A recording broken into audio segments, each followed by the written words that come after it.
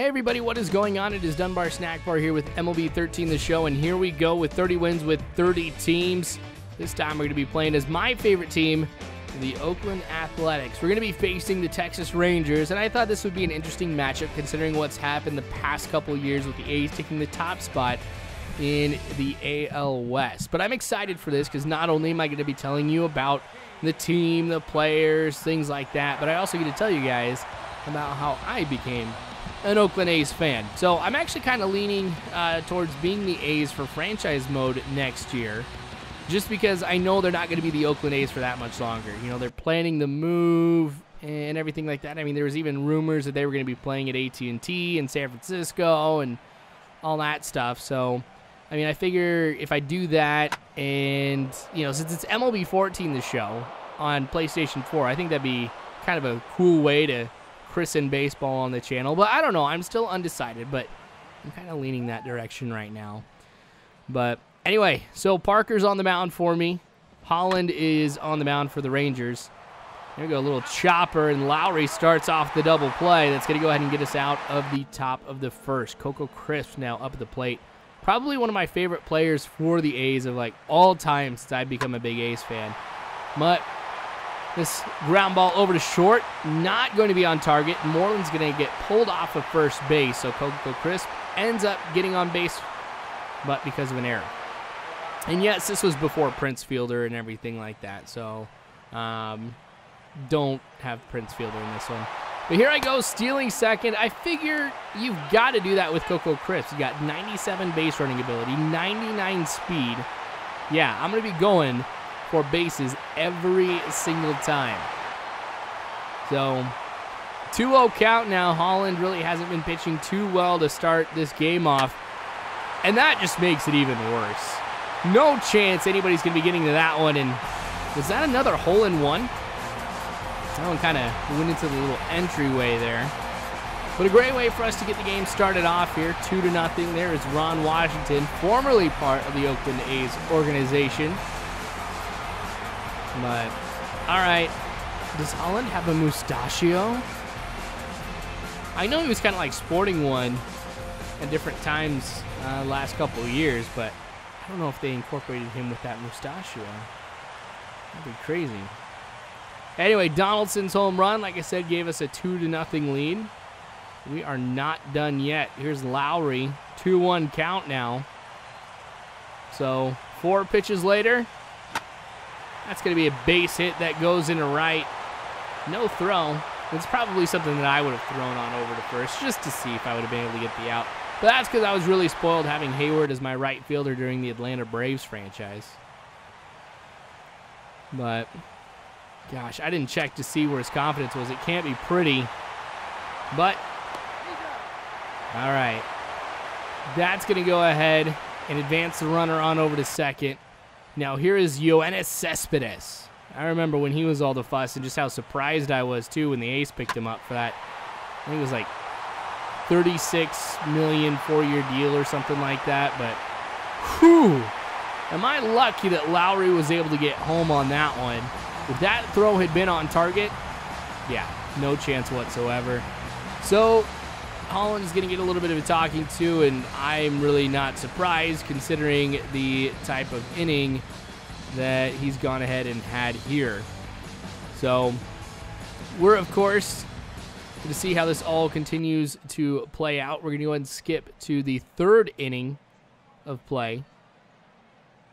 Parker doing a great job, but has been giving up a few hits like this one here. Coco Crisp having to run that one down as it gets out of the infield. We got 1 double play already. I wonder if we can go ahead and get another one. But doesn't end up happening. Lowry up at the plate again here.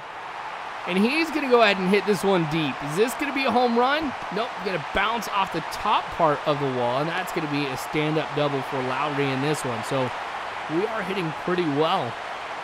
And that's what I like. I mean, the thing about the A's that I had always appreciated, now don't get me wrong, I mean, I know they have some power, but, you know, it's just all about great hitting and just smart baseball. But this one going to the gap in right center. So Lowry, well, he's kind of like hanging up there at third. But he'll come home, and he'll be safe too. Maybe I was just trying to go ahead and make this look cool. I don't know. But already, my guys have been rocking it. And here's Reddick. Now it looks like that the Rangers are already getting some pitchers warmed up. Reddick chops this one.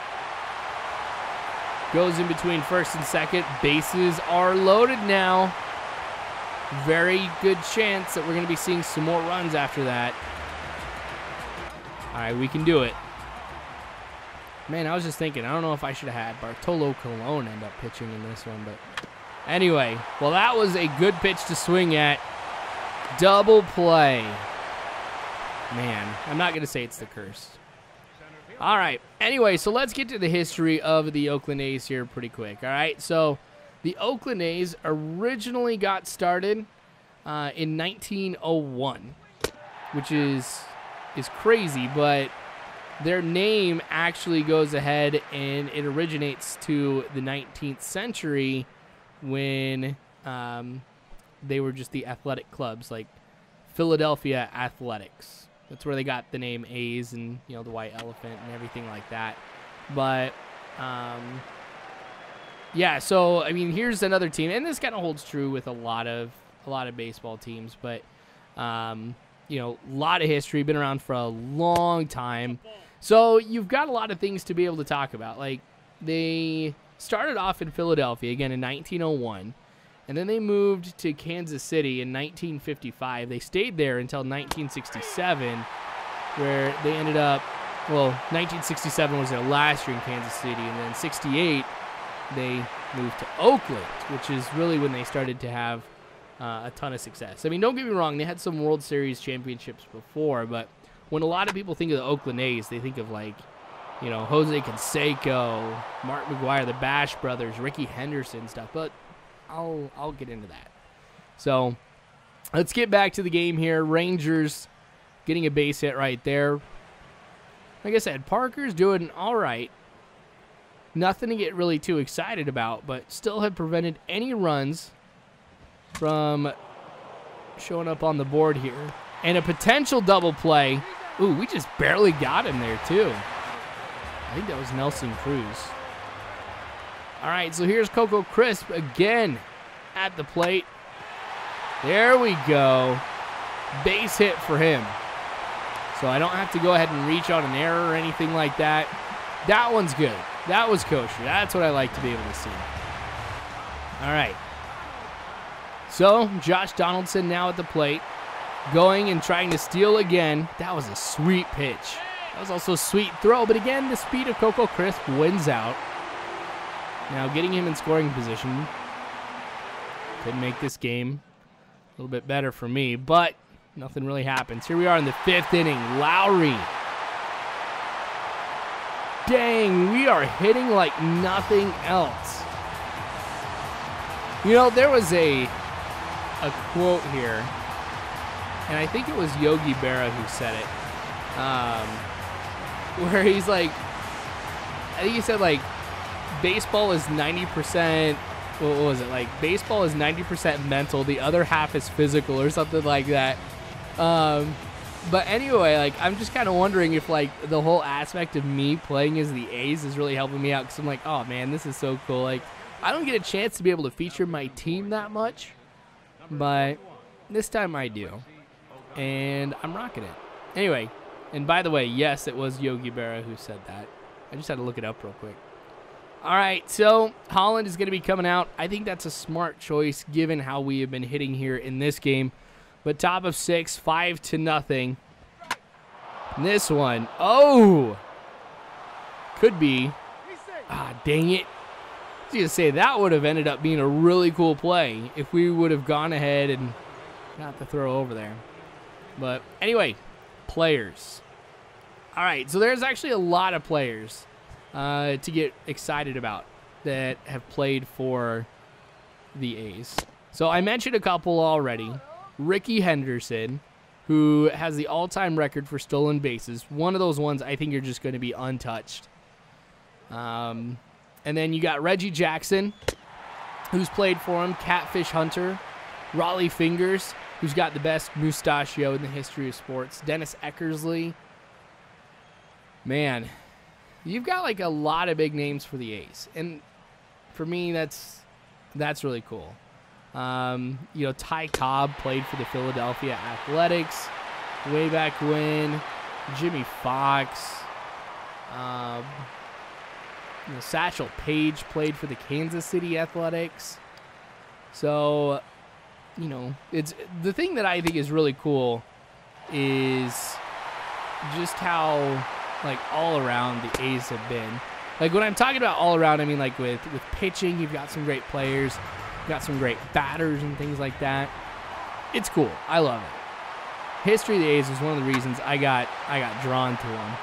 But a deep fly ball into center field, that's going to be another home run for us. Dang.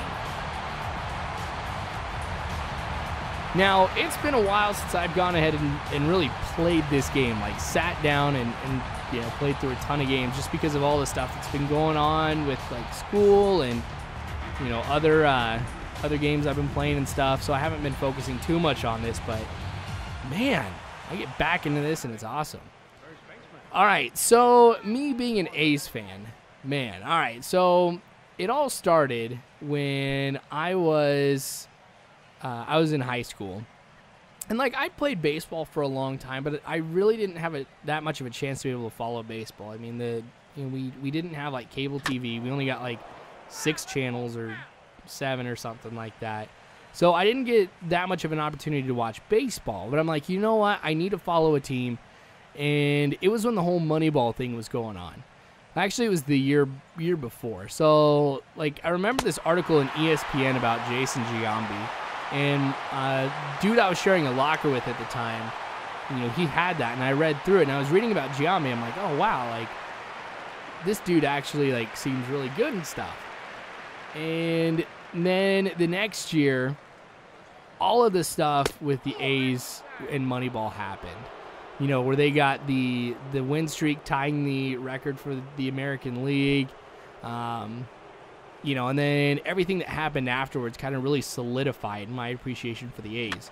Since I live in Nebraska and everything, I mean, I'm not attached to any one team, like, for anything sports related, except maybe for, like, college football. Actually, yes, for sure, college football. But baseball is a game where it's very, very tough to change. You know, because this is a game that's been around for a long, long time. And, you know, it's very, very tough when something's been around that long to change. But the thing that Billy Beane did, and, oh, another home run. Dang, I was not anticipating this. Way to go, Reddick. But the way that the game changed, going, you know, focusing more on stats and stuff like that, and the approach that people take looking at players and stuff, I mean, that's absolutely remarkable. That's a miracle if you really think about what it did and how tough it was for something like that to happen. So I've got a lot of respect for Billy Beane and the A's organization. And as I mentioned, you know, these guys, I think, play clean baseball. Like, you know, the A's are a small market team. By the way, I had to bring in Eric Sogard because he's one of my favorites. But, you know, the A's can't afford to go out and buy talent. And I'm not doing the whole small market, big market thing, but, you know, a team that is a small market team that can't go ahead and buy talent really has to excel at developing players. And I respect that a lot. And the A's seem to really have been able to do that here for a good amount of time, especially recently. So I see myself being a huge A's fan. I don't care what really happens in the future or anything like that. You know, if they end up moving, I'll probably still support the A's one way or another. It'll just, I don't know, I'll just always think of them as my Oakland A's, regardless of where they end up playing or what happens. But, man, that's just crazy to think. All right, so here we are in the top of the ninth. I've been able to leave Parker in. I mean, heck, if you've got a starting pitcher like Parker who's gone ahead and prevented anybody from getting a run, and you still have some energy left in the arm, why not go with it, you know? So, strike 2 on that one. 94 pitches, that's not too bad heading into the top of the ninth. I've been smart about things. All right, So how are we going to go ahead and finish this off? Do I go with the slider? Do I go with the changeup? Both of those pitches have been working pretty well. Changeup actually more than anything else, but maybe I'll go with the four-seamer inside instead. The pitch. Watches that one for strike 3. That is it. So as promised, with 30 wins with 30 teams, the A's are going to win out in this one. Thanks for watching, you guys. I sure do appreciate it. More 30 wins with 30 teams to come later on. I'll continue to go through the AL West. So, I don't know who I'm going to play as next. But anyway, thanks for watching, you guys. I sure do appreciate it. As always, I hope you guys have a good one.